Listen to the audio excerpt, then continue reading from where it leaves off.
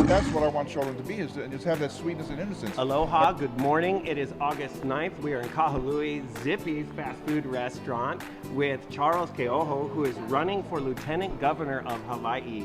Can you tell us why you are running for Lieutenant Governor and what you seek to change in the world? I seek to change nothing. But what I do seek to bring is transparency and accountability. You don't see that in Hawaiian politics. You see, for lack of a better word, Hawaii politics is like singing in a shower. You always sound good to yourself, but then when you step out of the shower, you suck at it.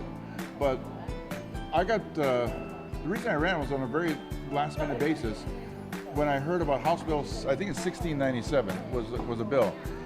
It was where the House of Representatives passed and it was stopped in the Senate. But literally what they wanted was, and I'm paraphrasing, I have the exact language in my car, but I don't have it on me. But basically, they want to teach from 5 years old on up about homosexuality, lesbianism, queer, intersexual, asexual, transgender. I have no idea what some of these things mean, and I don't want to know. But I want 5-year-olds to grow up to be kids, and that's what they wanted to teach right out the box. And so that kind of just got me. They need to be children. Like you have a beautiful daughter, 12 years old, sweet, innocent. Oh my goodness. That's what I want children to be, is to just have that sweetness and innocence. And unfortunately, a lot of families are going homeschooling because they don't like what's going on there. But not every family can be homeschooled. It's impossible if you got to work 2-3 jobs, unfortunately, to just survive in Hawaii. So it sucks along that line. But it is what it is. So we don't know what we don't know until we look. And I had no idea of this stuff myself because I'm busy with other things. I've always been a businessman most of my life. And I was just shocked. That was the reason why I ran. So as a businessman, looking at things in Hawaii, I guess you're quite aware of the Jones Act and how that potentially is one of the major causes for a high cost of living here in Hawaii and high cost of housing. Have you heard of this push with current candidates to change or modify or even abolish the Jones Act? What would you do if you were Lieutenant Governor to try to help improve things in that regard?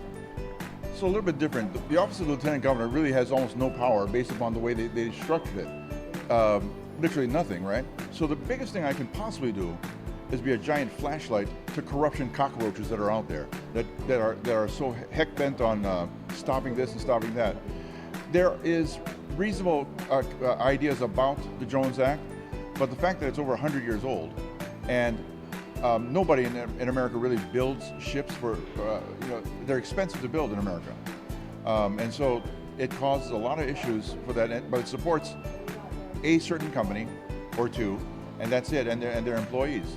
And of course, they don't want that changed. So, and that seems to be a repeating theme that we're seeing here in Hawaii with different industries. For example, like drilling a well for water, there's one company on Maui that does that.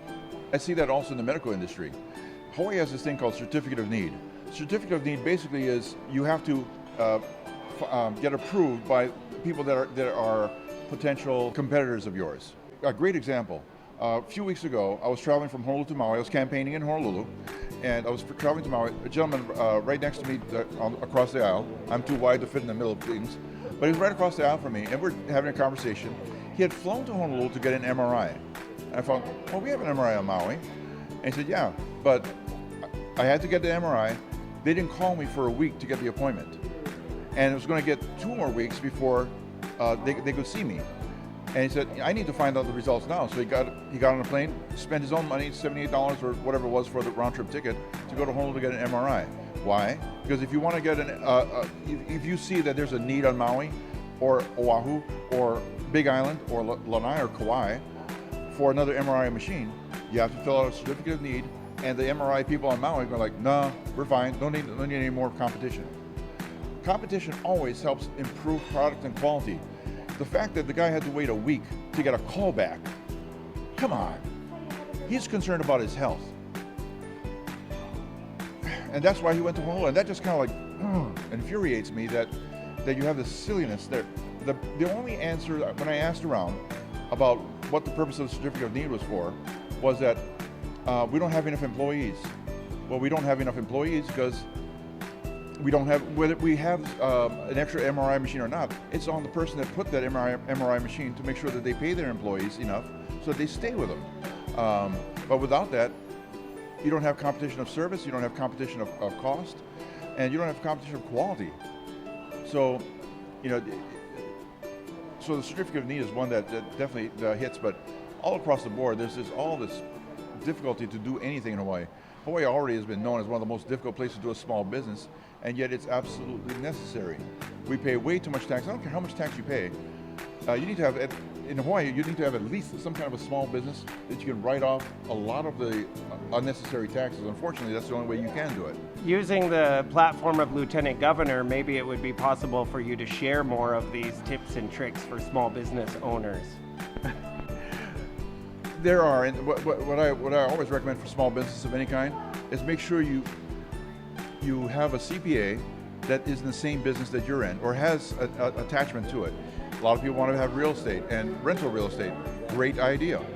But make sure your CPA has the same qualifications, that they have their own rental real estate, because they're now tied to their own reasons, not just because they're paid to you. For the people who don't know what a CPA is, that is a certified professional accountant? Public accountant. Public Certified accountant. And then if you have significant assets, more than a certified public accountant, you want to have a tax attorney. The reason being is that simply with an attorney you have confidential information that's passed back and forth. With a certified public accountant, it's not confidential. So with a tax attorney, you have a combination of a lawyer plus a CPA at the same time. Wow, so I can hear from listening to you that you have a lot of experience running business, and you're based here on Maui. Do you care to share a little bit more about your business experience in Hawaii?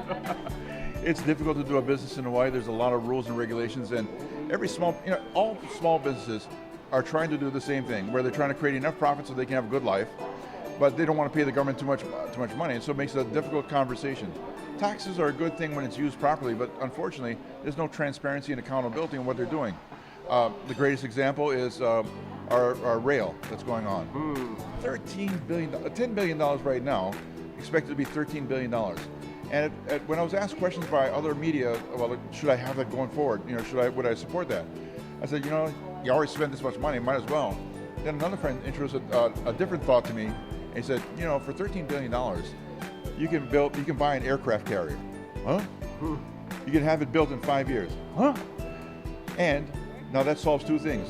That rail will never pay for itself, period. It'll always be on the backs of the taxpayers, always. You can't pay that much off. I mean, it's cracking, the concrete's already cracking. But by having that aircraft carrier, one, it'll pay for itself. Because the electricity from that, because it's not turning the engines and the screws, it can probably power half of Honolulu, if not all of it, for 25 years. That's just amazing. It'll pay for itself.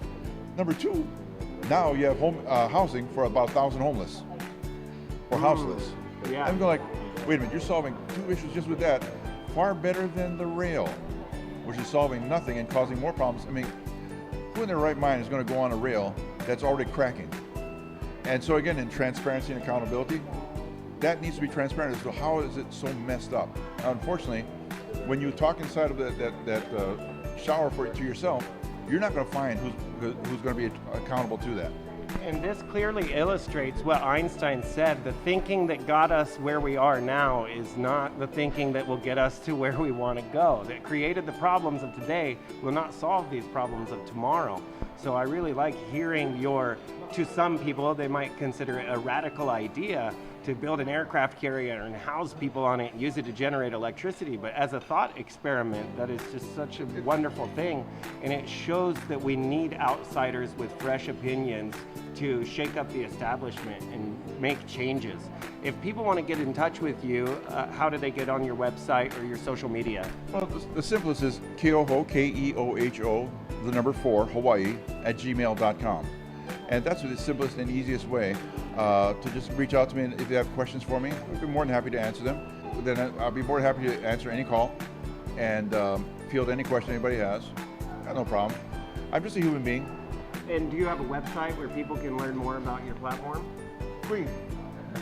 What's the website? Now we talk to the Queen to find out the website. Yeah. There you go. For the people of Hawaii.com, FOR, thepeopleofhawaii.com.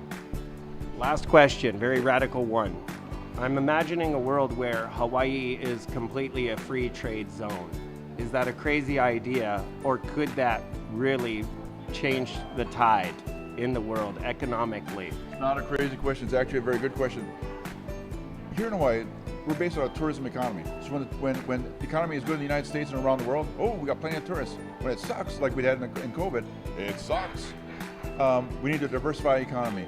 We are in a unique position. I don't know if we talked about this last night, but Hawaii, let's see, it's right now, it's, what time is it? It's 10:42 in the morning in Hawaii. Right now, it's 5:42 tomorrow in Japan. Right now, it's 4:42 in New York City. It is 10:42 in the evening in London.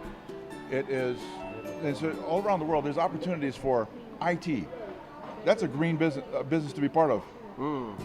We need more IT around the world, quality IT, where you can communicate with people, and then as a result of that, build a second industry, cybersecurity. That's huge.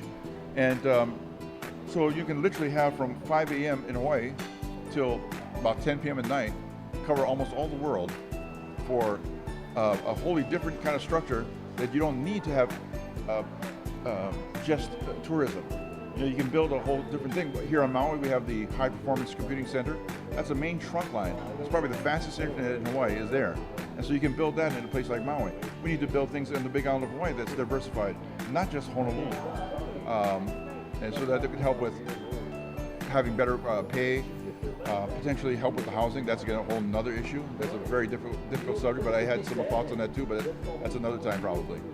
Interestingly enough, just as a quick side note, and I don't really, because I don't pay attention to this stuff, Kalei and I, first time ever, two Hawaiians running on governor and lieutenant governor in Hawaii. Now we're running on a nonpartisan basis, but first time ever that a Hawaiian and two Hawaiians are running on governor and lieutenant governor. Now that in and of itself, I don't really care. To me, that's racist right off the top, having that thought process. However, because I don't look at the color of people's skin, I look at the color of their thoughts. Well said. Done. God bless you.